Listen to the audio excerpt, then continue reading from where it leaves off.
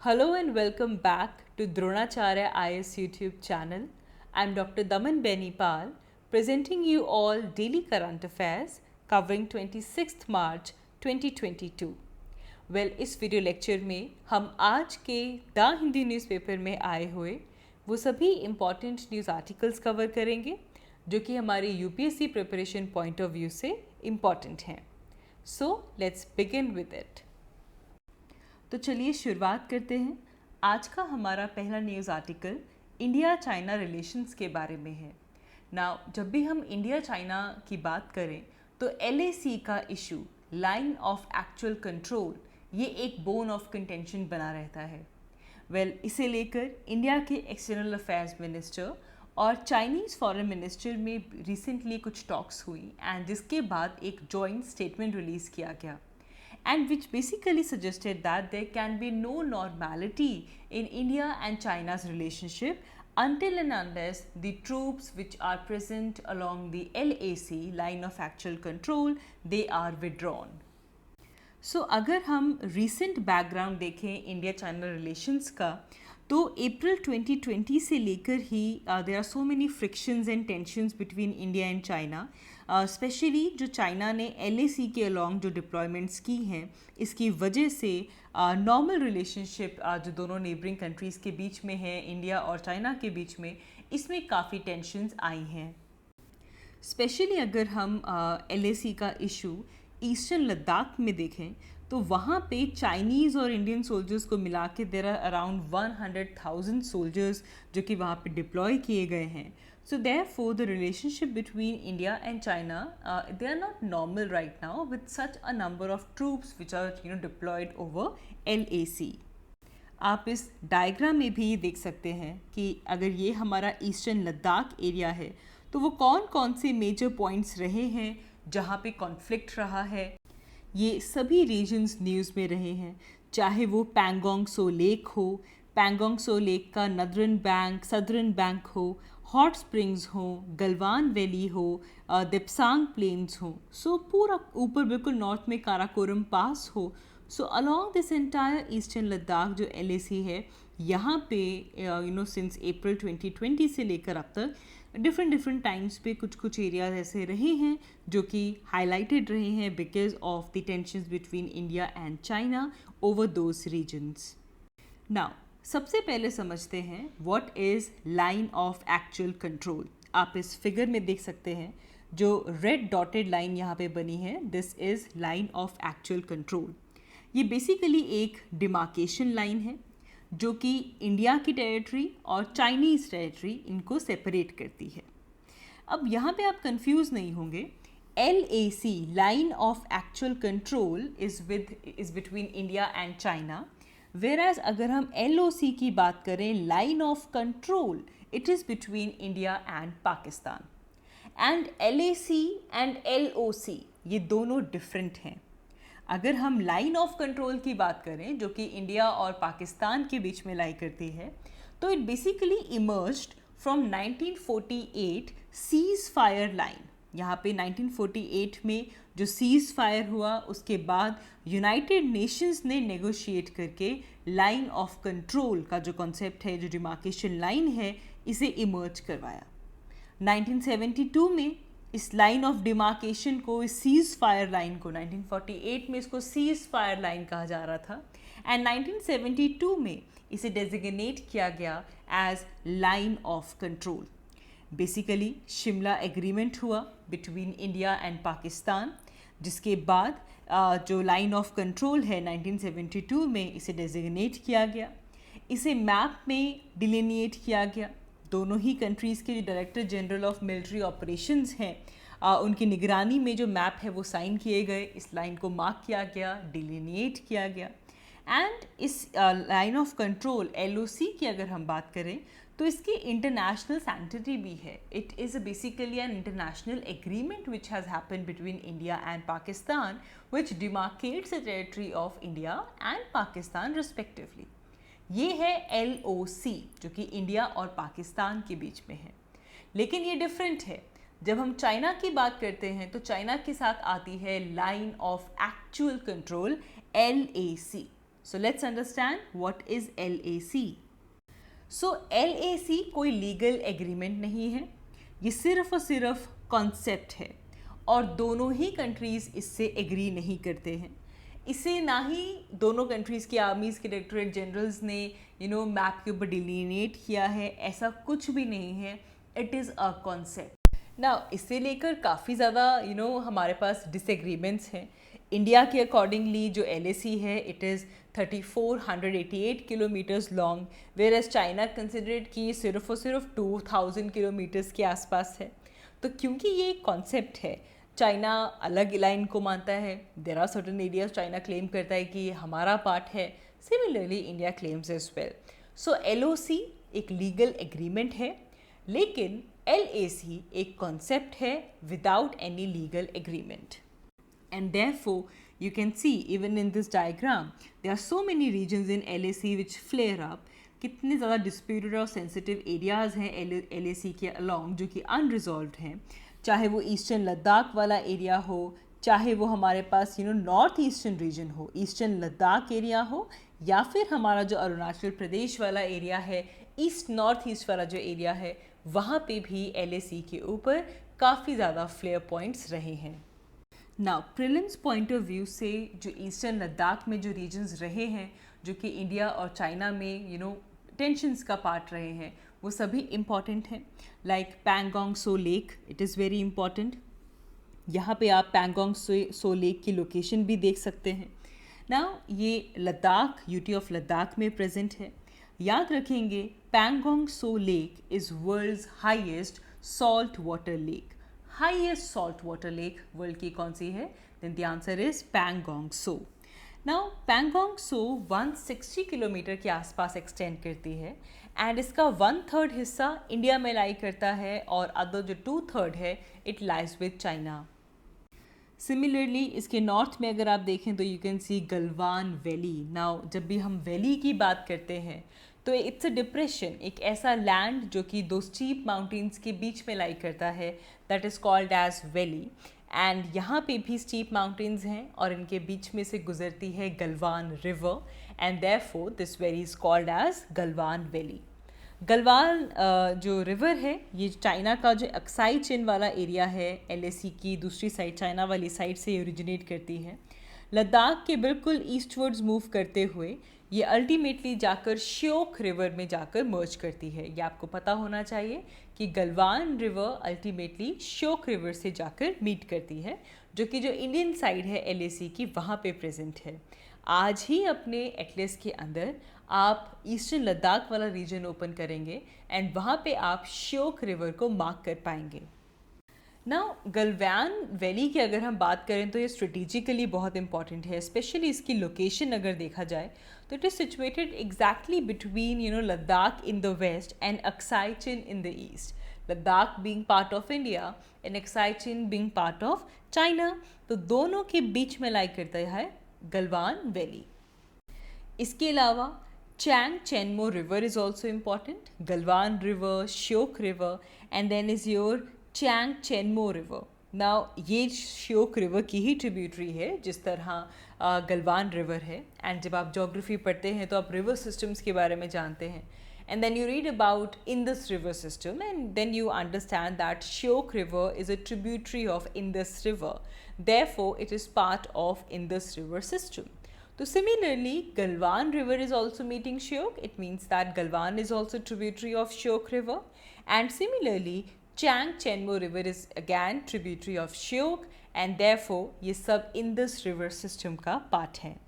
Now Chenmo river की अगर हम बात करें तो अक्साई चिन रीजन का जो बिल्कुल सदर्न एंड है वहाँ पे लाई करती है, तो अक्साई चिन के साउथ में लाई करती है, वेयर एज जो पैंगोंग लेक का जो बेसिन है उससे नॉर्थ में लाई करती है. तो लोकेशन याद रखेंगे, अक्साई चिन के साउथ में एंड पैंगोंग लेक बेसिन के नॉर्थ में लाई करती है चैंग चेनमो रिवर. ये कुछ वो लोकेशंस हैं जो कि over the period of time जो ईस्टर्न लद्दाख है इंडिया और चाइना के बीच में ये एरियाज न्यूज़ में रहे हैं.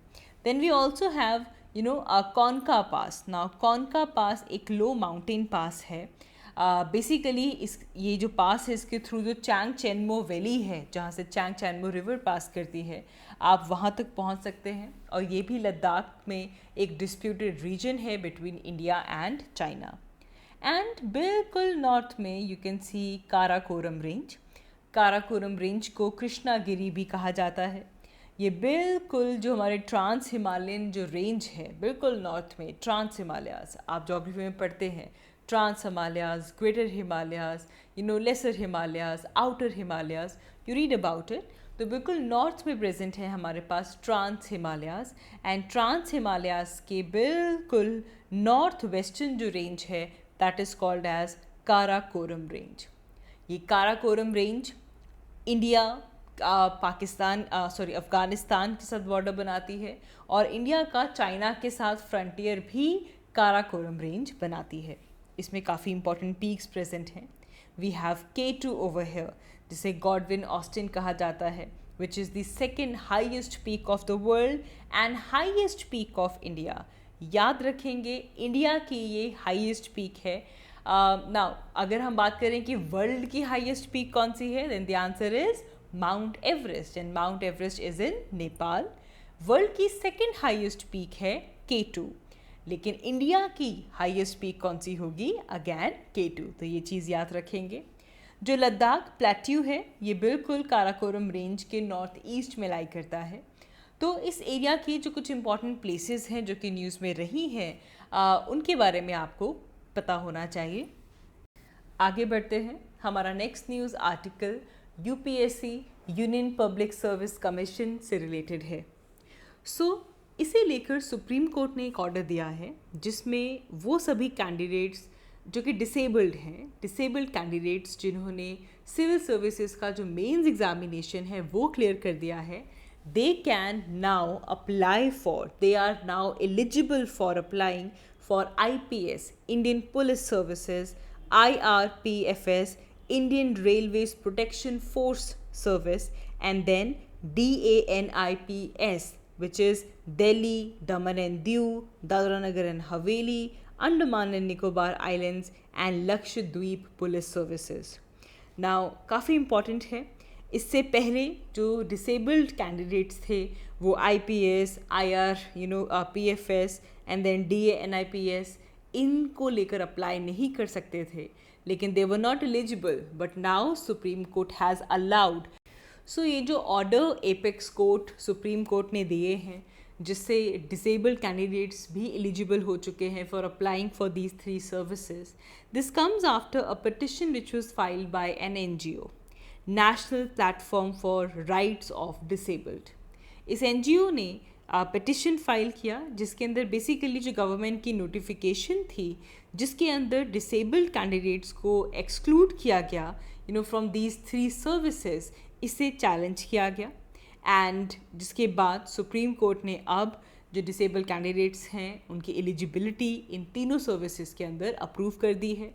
एंड रादर कोर्ट ने ये भी क्लैरिफाई किया कि जो फ़िलहाल जो सिलेक्शन प्रोसेस चल रहा है that will continue as it is, कोई इंटरप्शन इस ऑर्डर की वजह से नहीं आएंगी। वेल डिसेबल्ड जो कैंडिडेट्स हैं उनको टाइम दिया गया है टिल April 1 ताकि ऐसे कैंडिडेट्स इस फोर्सेस के लिए अप्लाई कर सकें। आगे बढ़ते हैं। हमारा next news article Indian economy point of view से इम्पॉर्टेंट है। It is about crypto currencies in India.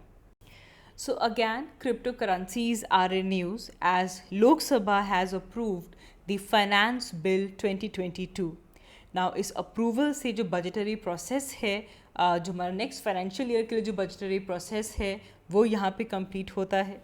And इस बजट में क्रिप्टो करेंसीज या फिर इस तरह के जो एसेट्स हैं या फिर जो नॉन फंजिबल टोकन्स हैं इनके ऊपर 30% टैक्स लगाया गया on the capital gains on such things, and this will come in effect from April 1, 2022.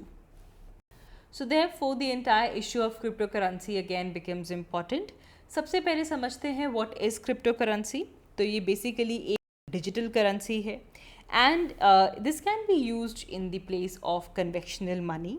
And crypto currencies के अंदर क्रिप्टोग्राफी को यूज़ किया जाता है ताकि जो ट्रांजैक्शंस हैं उनको सिक्योर किया जा सके और वेरीफाई किया जा सके।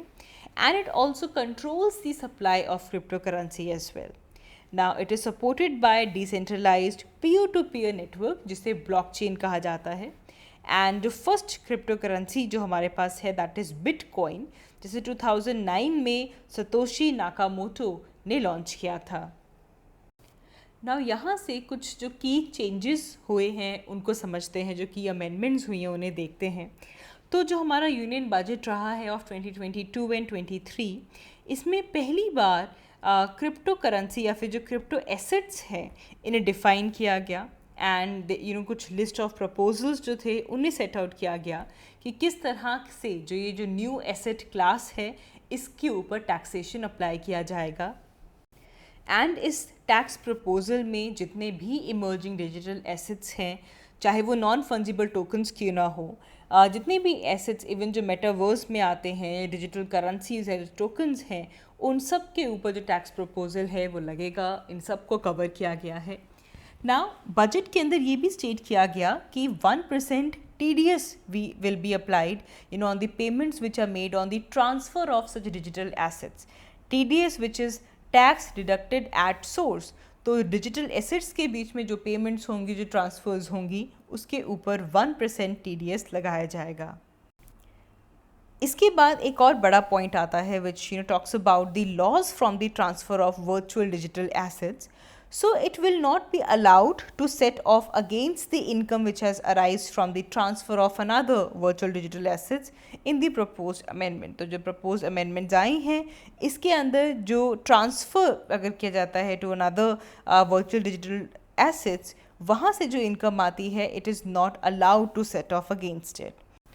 And after this the most important, जिनको भी virtual digital assets define किया गया है by the government, इसके ऊपर 30% टैक्स लेवाई किया जाएगा from all the income in terms of transfer of such asset.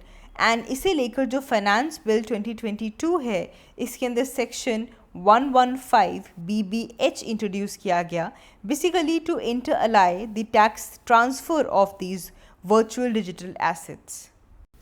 इसके अलावा अगर हम कैपिटल एसेट्स की बात करें, so amendment now seeks to clear this ambiguity by inserting a subsection which applied to clause 47 definition to the transfer of virtual digital assets. So irrespective कि उनको consume किया गया है in the form of capital asset or not, एक जो ambiguity है उसे clear किया जाएगा by inserting this section, जिसके अंदर जो virtual digital assets हैं इसके transfer को define किया जाएगा.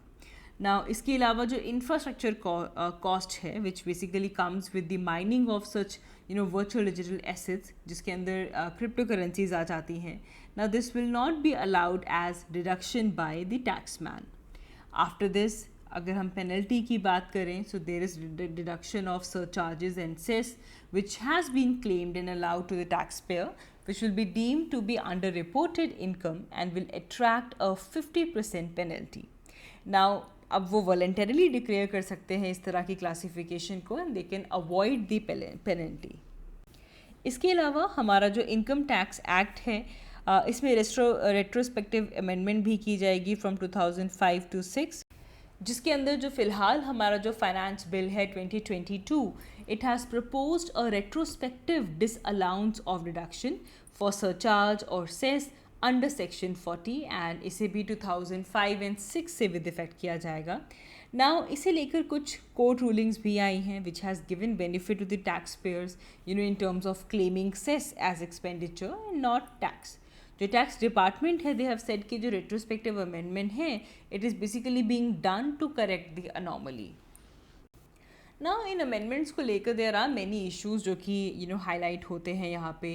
The issue of double taxation, and even some जो टैक्स एक्सपर्ट्स हैं वो ये भी ओपिनियट करते हैं कि it is possible to set off crypto losses against the crypto gains. Now set off losses का मतलब क्या होता है? जो लॉसेज हैं उनको एडजस्ट करना अगेंस्ट द प्रॉफिट. तो बेसिकली जो इनकम है उस पर्टिकुलर ईयर में उसमें लॉसेज और इनकम को इस तरह से सेट ऑफ किया जा सकता है, and this provision is available in stock investments. तो यहाँ पे जो ट्रांसफ़र का जो टर्म यूज़ किया गया है this is not clear, and किस तरह से कैपिटल एसेट्स के टर्म में इस ट्रांसफ़र को अप्लाई किया जाएगा when it comes to virtual digital assets, this is something which is in ambiguity right now. However, अगर हम क्रिप्टो करेंसी की बात करें, there are some benefits and then there are some concerns and challenges with this as well. Benefits की अगर हम बात करें तो इसके अंदर एक इनहेरेंट सिक्योरिटी आती है. It basically uses that pseudonyms and ledger system which conceals the identity. And जो transaction cost है that is very low. They are so low fees and the charges for transaction they are very low. And along with this it is outside the ambit of banking system, जिसकी वजह से जो interference होती है banking system से वो यहाँ पे कम होगी. एंड सिमिलरली जो एंट्री बैरियर्स है, जैसे कि जो कन्वेंशनल बैंकिंग सिस्टम है इसके अंदर कुछ एंट्री बैरियर्स होते हैं, ये उसको लोअर डाउन करता है. Then there is also universal recognition. There are so many crypto currencies which are acceptable in nations. So yes, these are some benefits of crypto currency. However, अगर हम concerns की बात करें, चैलेंजेस की बात करें, तो वो भी काफ़ी हैं. जैसे कि there are security risk.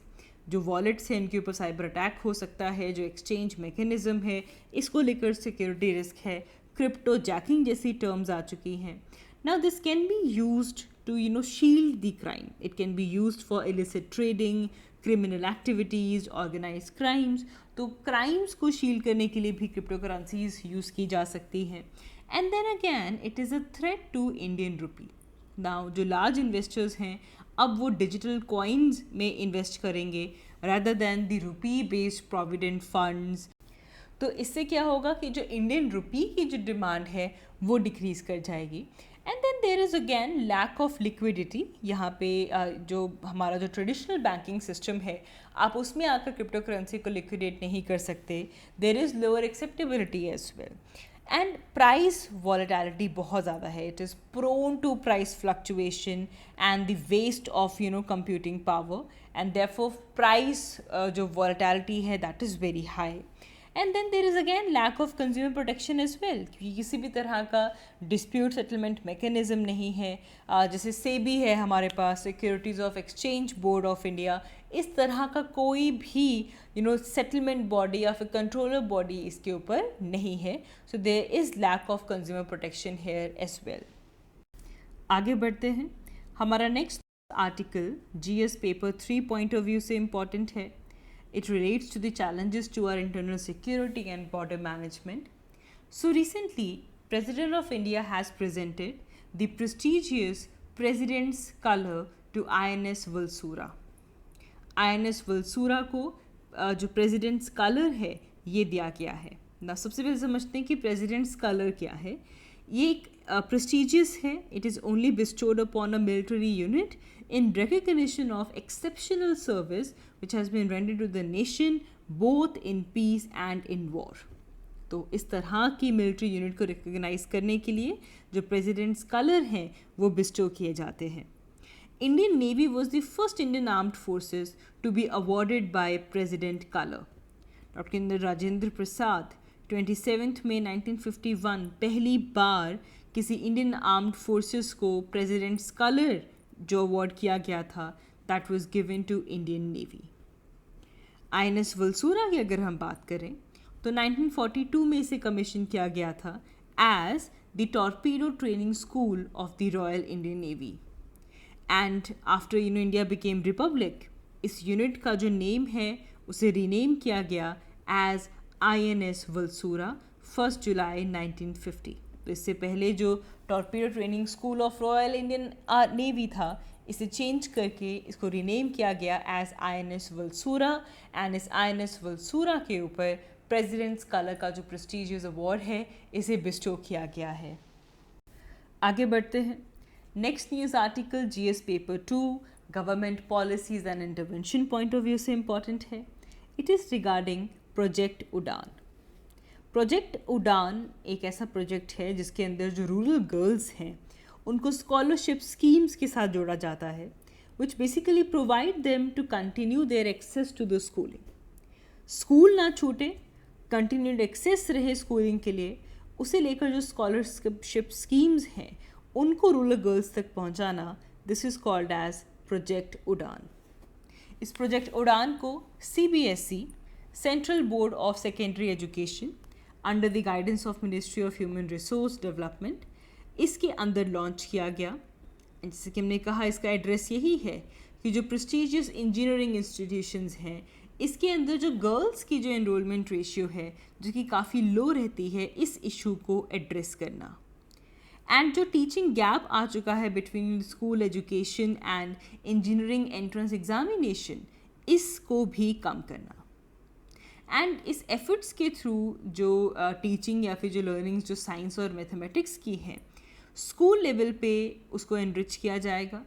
And इसके अंदर मेनली 3 डायमेंशंस जो एजुकेशन की हैं, चाहे वो करिकुलम डिज़ाइन हो, ट्रांजैक्शन एंड असेसमेंट, इन तीनों लेवल्स को एड्रेस करते हुए स्कूल से ही एक स्कूल लेवल से ही इस चीज़ को अप्रोच किया जाएगा, ताकि जो टीचिंग और लर्निंग है specially for science and mathematics, ये एनरिच हो सके। So that is it. आज के इस वीडियो लेक्चर में हमने जो इम्पॉर्टेंट आर्टिकल्स थे उनको कवर किया। Thank you so much for watching. I will see you in my next one. Thank you.